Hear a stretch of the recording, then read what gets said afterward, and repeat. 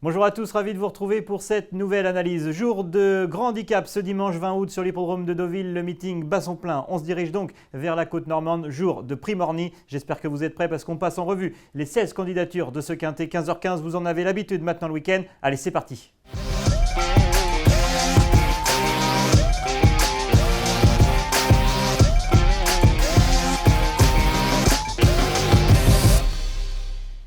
Mais avant de tous les passer en revue, je vous invite à aller sur le site equidia.fr et surtout sur nos différents réseaux sociaux. Allez, on les passe tous en revue, ces 16 candidatures et des chevaux de haute valeur. Ils sont pris entre 45 et 40 et on commence donc avec le top weight de cette épreuve. C'est là ce Charles Quint, il est présenté par Yann Barbero et monté par le jockey dont tout le monde parle en ce moment, Alexis Pouchin. Première faille dans sa cuirasse, c'est le numéro de corde. Il a hérité du numéro 16 qui sera certainement pas un atout dans cette épreuve. Ça va vraiment être un désavantage pour lui. C'est un cheval qui adore la PSF et notamment ce parcours de Deauville. Il avait fait de belles choses, notamment à Newcastle l'année dernière et surtout la dernière fois lorsqu'il s'est imposé. C'était le jour de la fête nationale, le 14 juillet sur l'hippodrome de Paris-Longchamp. Et regardez qui il battait. Donatello est pris en 46 de valeur, Craps, Machette, des chevaux qui sont pris en 44 de valeur. Et regardez les deux concurrents qui participent au quintet de ce dimanche, Nightab et Monsieur Xo, qui devaient se contenter des deux dernières places. Regardons-le à l'œuvre, justement. Ce cheval, Charles Quint, qui était déjà monté par Alexis Pouchin. Charles Quint, il est là. Ici, il va s'imposer, je le disais, c'était vraiment un très bon lot. C'est un cheval qui est en très grande forme, qui adore la PSF. Maintenant, il est pris en 45 de valeur. Il va porter 60 kg et il va s'élancer de la corde numéro 16. Il a le droit d'être cinquième et vous allez le voir, il y a des chevaux de haute valeur qui restent sur des courses à condition et qui viennent s'essayer au niveau handicap. Est-il compétitif ? C'est la question avec ce poids et ce mauvais numéro de corde. Je pense qu'il peut quand même être cinquième. C'est pourquoi vous allez le voir, j'ai choisi une formule avec des associés. Le numéro 2, Parchemin, c'est l'un de mes préférés dans cette épreuve. Il vient de terminer cinquième dans une course qu'on peut qualifier de référence. Mais surtout, c'est un cheval qui, lui, a déjà montré sa compétitivité à cette valeur. Il sera monté par Bourchan Mourzabayev puisque Michael Barzalona est à pied pour la fin de ce meeting. On va revoir son avant-dernière course dans un quintet. Et regardez qui s'imposait, Andromède qui a réussi le double handicap et qui vient de s'imposer dans une listed en Allemagne. Rogue Blanc, des chevaux qu'on ne présente plus qui sont pris en 40 de valeur, en 44 de valeur, en plus de 40 de valeur. Et Parchemin était troisième avec Michael Barzalona. On va le revoir à l'œuvre lors de sa dernière tentative avec notamment Intégrant et Elias. Attention donc à Parchemin qui semble pouvoir tout faire dans un parcours et qui a l'aptitude et surtout déjà fait dans des pelotons assez touffus.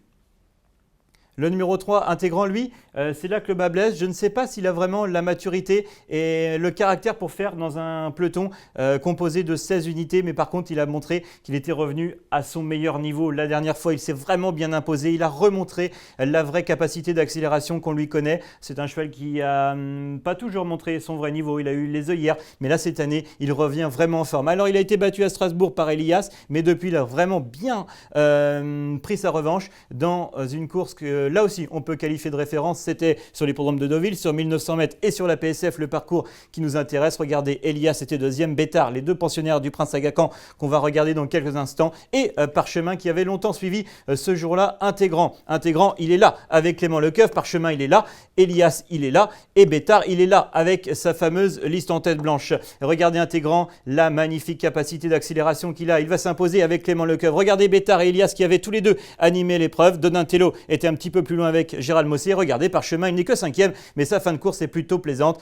Ils terminaient vraiment tous dans un mouchoir de poche. Attention donc à Intégrant s'il a le bon parcours. Ce numéro 4, Saint-Hélier, lui vient de gagner un quintet. Alors je trouve qu'il avait beaucoup de choses pour lui, même si c'est facile à dire. Après le coup, il a gagné à 30 contre 1, mais il adore le parcours des 1900 mètres sur cette PSF de Deauville. Il avait quand même une situation au poids qui était plus favorable que les dernières fois, mais là, il a été pénalisé tout de même de 3 kg. Il est passé de 41 à 44. Il a hérité de la corde numéro 10. Il sera associé à Marvin Grandin qui vient de s'imposer avec lui. Et Saint-Hélier, la dernière fois, il avait un mauvais numéro de corde. on l'a effacé et il a été de bout en bout ce Saint-Hélier pour gagner son quintet. Il devançait Indian Pacific qu'on va retrouver une nouvelle fois, qui semble lui aussi en mesure de jouer les premiers rôles. What Whiskey était un surprenant 5e et Nightab, je voyais une chance à Nightab, il n'était que 8e. On va en reparler de cela, mais on va surtout s'intéresser à Saint-Hélier qui va s'imposer tête et corde tout simplement à la manière des Ford. Et regardez, Indian Pacific qui est là, qui allait prendre une bonne 4e place. Il y a Nightab qui est là, qui devait se contenter de la 8e place. Mais regardez, Saint-Hélier, il n'a besoin de personne et il s'imposait de très belle manière, je trouve. Est-il capable de pallier la pénalisation? Il y a tout de même 3 kilos en plus et certainement un meilleur lot que la dernière fois. Ça va être compliqué pour Saint-Hélier, mais il peut lui aussi être 5e. Le numéro 5, Elias, on en a déjà parlé. C'est un cheval façonné à la méthode de Jean-Claude Rouget. Il a gagné sa classe 3, il en a même gagné 2. Il a gagné une classe 2 et il vient de terminer deuxième d'une classe 1 derrière Intégrant. Est-il pris à sa juste valeur? Lui aussi fait partie des chevaux de classe, mais en 43, est-il capable de gagner un quintet comme celui-là? Lui aussi peut être à l'arrivée, mais à quelle place? Difficile de le dire. Il va affronter pour la première fois 16 concurrents d'un seul coup, donc ça peut être compliqué pour lui. Maintenant, on a encore vu Jean-Claude Rouget, bien sûr, et Christian Desmureaux former un tandem du tonnerre sur ce meeting. C'est vrai qu'au vu de son papier, il est difficile de faire contre Elias. Le numéro 6, One Monde, lui, pour le coup, je vais tenter de faire l'impasse, même si je garde quand même une place. Vous allez le voir pour tous les concurrents dans mon ticket. Je n'ai pas vu grand-chose ces derniers temps, notamment en France, dans les quintets et surtout outre-Rhin en Allemagne. Même si on sait qu'Augustin Madame est en très grande forme, il a pas mal de connexions avec les entraîneurs allemands. Pourquoi pas pour les amateurs d'outsiders, mais franchement, dans sa musique, j'ai du mal à lui laisser une place. Le numéro 7, Bétard, on l'a vu lors de la course référence, lui aussi a déjà bien fait dans une course où il y avait beaucoup de partants. Et là, je remonte à son avant-dernière sortie. Alors, il n'est certes que 8e, mais il est venu dans un Royal Canter à mi-ligne droite. Je pensais qu'il allait gagner et il a faibli tout à la fin. Mais je pense que sa performance est tout de même bien meilleure que cette 8e place et j'ai vraiment envie de racheter Bétard dans cette épreuve. Il peut lui aussi faire l'arrivée. Attention à Bétard qui a prouvé sa forme la dernière fois. Il a voyagé quand même à 3/4 de longueur la dernière fois en deuxième épaisseur né au vent. Il a vraiment fourni une belle fin de course comme on l'a vu en vidéo un petit peu plus tôt. On passe au numéro 8, Nightab. Alors, je lui voyais une chance la dernière fois. Maintenant, il m'a déçu. Il est 8e sans trop d'excuses, je trouve. Je trouve que 42, c'est tout simplement trop haut. Il était monté par Christophe Soumillon. Il a préféré monter autre chose, le crack jockey belge. Il est associé aujourd'hui à Aurélien Lemaître. Voilà, il m'a un petit peu déçu. Ce numéro 8, Nightab, je préfère faire sans lui, même s'il est 5e, il ne me surprendrait pas. Je lui avais laissé une place la dernière fois.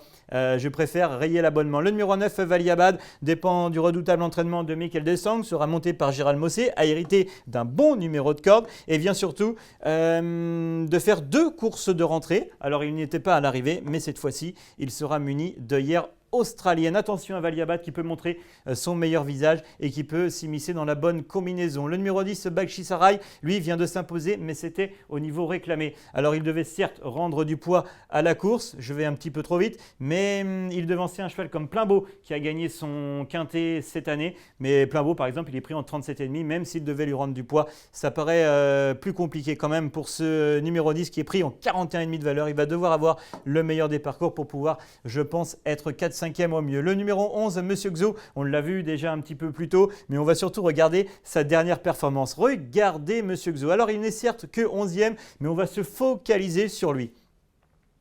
Direction donc ici avec Monsieur Xo et vous allez voir, c'est un véritable cauchemar, n'ayons pas peur des termes. Il est là, vraiment concentrez-vous sur lui et il n'aura jamais l'ouverture.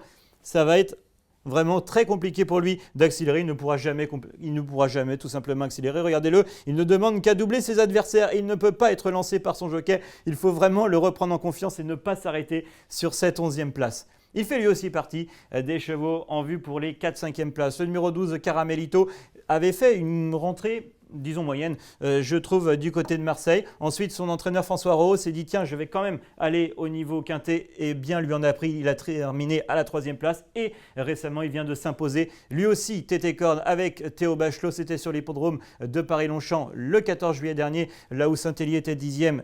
Et Von Monde ne faisait pas l'arrivée. Caramelito a été pénalisé. Est-il toujours compétitif? En tous les cas, il faut vraiment que tout se passe bien pour lui. Il devançait un des chevaux qu'on a l'habitude de retrouver à ce niveau de compétition avec Hyde Barry. Je pense que le lot est supérieur cette fois-ci. Avec la pénalisation, ça peut être un peu plus compliqué pour Caramelito. Passons donc au numéro 13, Indian Pacific. On l'a revu lors d'une course référence. Il est quatrième et je trouve qu'il termine vraiment plutôt bien ce jour-là. Christophe Soumillon fait l'effort de le monter à 55,5 kg et c'est vraiment le vrai spécialiste des 1900 mètres PSF de Deauville. Regardez vraiment sa musique. Il n'y a aucune fausse note sur ce parcours. Il faut vraiment le reprendre de nouveau en confiance et regardez avec cette corde numéro 3, le crack jockey belge Ancel, il peut de nouveau faire l'arrivée et s'immiscer dans la bonne combinaison. Le 14 Daishan, il faut remonter sur l'hippodrome de Pau pour voir son dernier succès. Il m'a laissé sur ma faim. Voilà. Son entraîneur nous dit en plus que cette sortie aura valeur de test. Je préfère le regarder courir même si, jugé sur d'anciennes valeurs, il peut être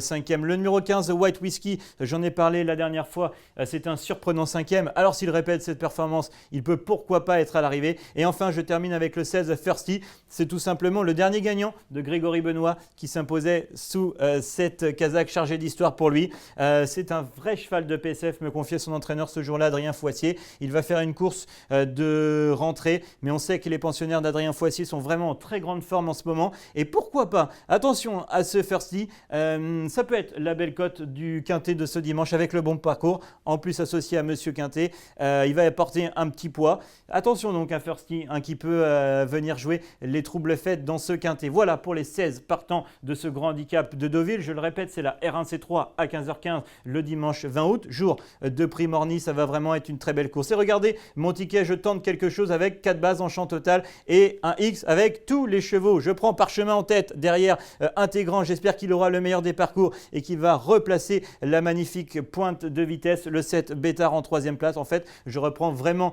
la ligne de la dernière fois, mais surtout je place Parchemin qui peut prendre sa revanche en tête et qui a déjà prouvé sa valeur dans ce genre de lot. Un X en quatrième place et le 13 Indian Pacific en quatrième base et vraiment tous les autres pour la quatrième place. Voilà pour mon ticket de quintet. C'est un jeu en flexi 50%. J'espère que ça vous a plu, surtout que ça vous a aidé un petit peu à finaliser votre étude. En tous les cas, je vous souhaite à tous un très bon week-end et surtout de très bons jeux. Merci à tous.